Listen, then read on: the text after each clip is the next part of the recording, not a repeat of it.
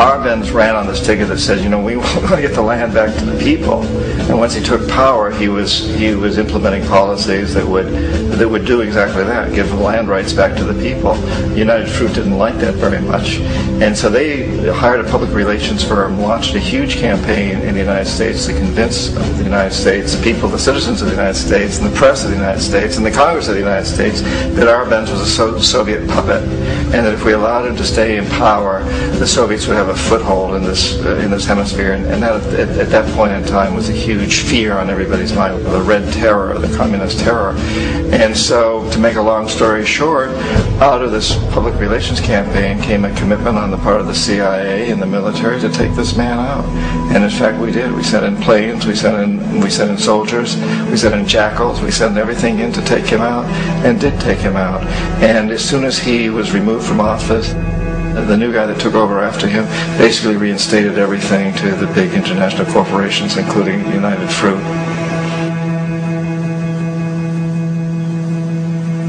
Ecuador for many, many years had been ruled by pro-U.S. dictators, often relatively brutal.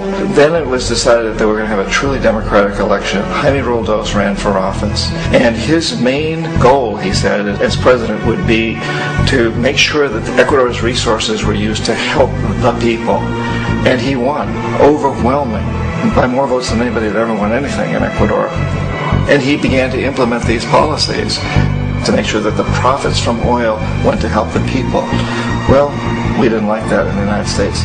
I was sent down as one of several economic hitmen to change Roldos, to corrupt him, to bring him around, to let him know, okay, you can get very rich, you and your family, if you play our game, but if you continue to try to keep these policies you've promised, you're going to go. He wouldn't listen. He was assassinated. As soon as the plane crashed, the whole area was cordoned off. The only people that allowed in were U.S. military from a nearby base and some of the Ecuadorian military. When an investigation was launched, two of the key witnesses died in car accidents before they had a chance to testify. A lot of very, very strange things that went on around the assassination of Jaime Roldos.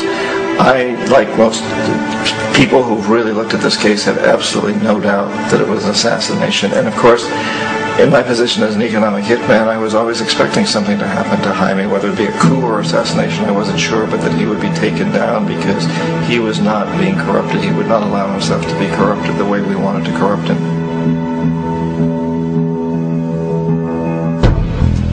Omar Torrijos, president of Panama, was, one of my favorite people. I really, really liked him. He was very charismatic. He was a guy who really wanted to help his country. And when I tried to bribe him or corrupt him, he said, look, John, he called me Juanito. He said, look, Juanito, I don't need the money. What I really need is for my country to be treated fairly. I need for the United States to repay the debts that you owe my people for all the destruction you've done here. I need to be in a position where I can help other Latin American countries win their independence and be free of this terrible presence from the north that you people are exploiting us so badly. I need to have the Panama Canal back in the hands of the Panamanian people. That's what I want. And so, leave me alone. Don't try to bribe me. It was 1981. And in May, Jaime Roldos was assassinated.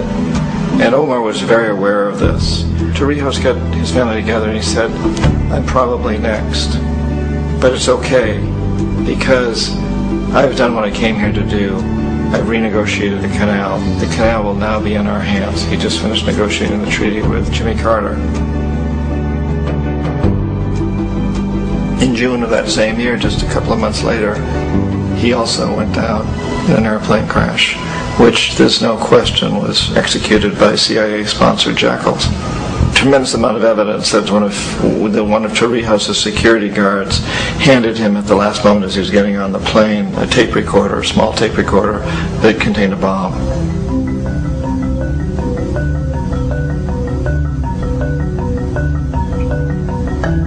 It is interesting to me how this system has continued pretty much the same way for years and years and years, except the economic hitmen have got better and better and better.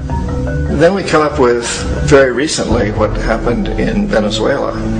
In 1998, Hugo Chavez gets elected president, following a long line of presidents who had been very corrupt and basically destroyed the economy of the country. And Chavez was elected amidst all that.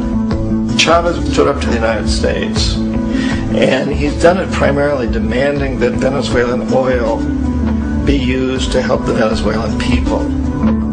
Well, we didn't like that in the United States. So in 2002, a coup was staged, which there's no question in my mind and most other people's minds that the CIA was behind that coup.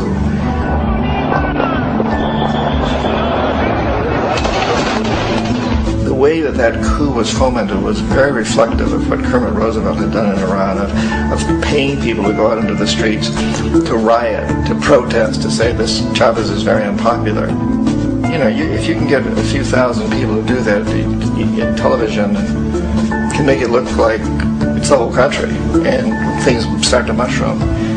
Except in the case of Chavez, he was smart enough, and the people were so strongly behind it that they overcame it, which was a phenomenal moment in the history of Latin America.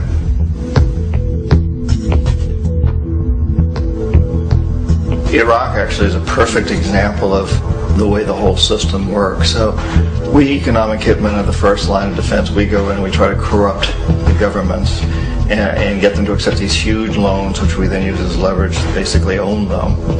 If we fail, as I failed in Panama with Omar Torrijos and in Ecuador with Jaime Roldos, men who refused to be corrupted, then the second line of defense is we send in the jackals. And the jackals either overthrow governments or they assassinate. And once that happens and a new government comes in, boy, it's going to toe the line because the new president knows what will happen if he doesn't. In the case of Iraq, both of those things failed. Economic hitmen were not able to get through to Saddam Hussein. We tried very hard. We tried to get him to accept a deal very similar to what the House of Saud had accepted in Saudi Arabia, but he wouldn't accept it. And so the jackals went in to take him out. They couldn't do it. His security was very good. After all, he had one time worked for the CIA. He'd been hired to assassinate a former president of Iraq and failed, but he knew the system. So in '91 we send in the troops and we take out the Iraqi military.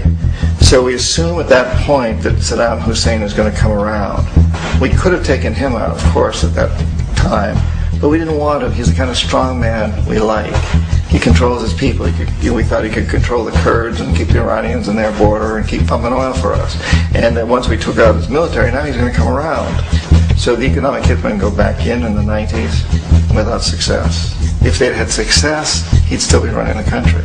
We'd be selling him all the fighter jets he wants and everything else he wants.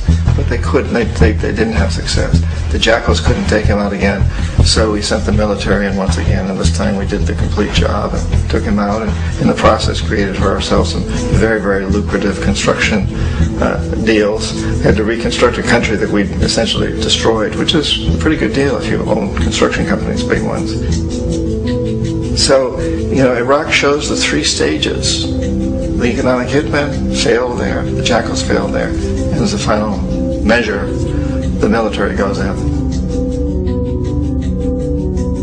And in that way, we've really created an empire, but we've done it very, very subtly. It's clandestine. All the empires of the past were built on the military, and everybody knew they were building them. So the British knew they were building them, the French, the Germans, the Romans, the Greeks. And they were proud of it, and they always had some excuse like spreading civilization, spreading some religion, something like that. But they knew they were doing it.